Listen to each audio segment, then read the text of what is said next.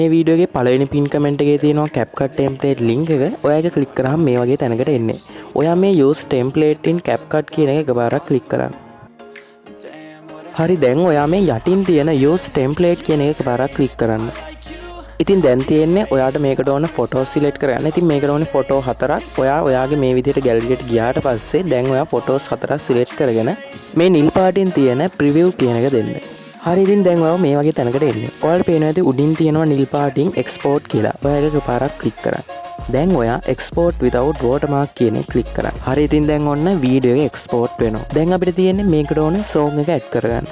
ඉතින් ඒකට කරන්න තියෙන්නේ Capcut application එක open කරගන්න. දැන් මම Capcut application එක open කරගන්නවා. ඔයා දැන් මේ new project කියන එක ක්ලික් කරලා දැන් අපි හදාගත්ත වීඩියෝ එක උඩින්ම තියෙනවා.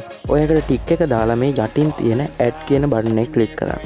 හරි දැන් ඔන්න වීඩියෝ එක ඇඩ් වුණා. දැන් අපිට තියෙන්නේ මේ වීඩියෝ එකේ අගටම යන්න. අගටම ගියාම ඔයාලට පේනවා ending කොටසක් තියෙනවා. ඔයා ඒක මේ විදිහට ක්ලික් කරලා මේ විදිහට delete කරලා දාන්න. දැන් තියෙන්නේ original template එකටම ආපු sound එක mute කරගන්න. ඉතින් ඔයා මේ පෙන්නන තැන ක්ලික් කරාම sound එක අඩුම වෙලා යනවා. දැන් තියෙන්නේ මේ වීඩියෝ එකට ඕන song එක add කරගන්න. මේ වීඩියෝ එකට ඕන song එකේ download link එක මම පළවෙනි pin comment එකේ description එකේ දෙකේම දාලා තියෙනවා.